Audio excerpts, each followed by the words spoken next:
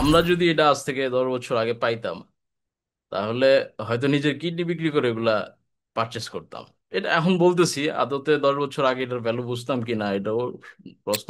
So, যেভাবে বলা হবে এক্স্যাক্টলি ওইভাবে যদি ফলো করে যাইতে পারেন, খুবই হাই প্রবাবিলিটি, মানে 100% বলা যায় না, খুব হাই প্রবাবিলিটি যে ইনশাল্লাহ আপনি একটা ভালো রেজাল্ট পাবেন।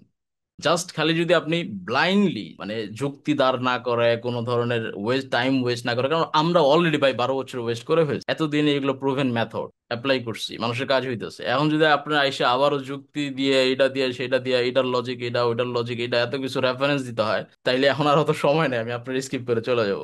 মানে সরি টু সে।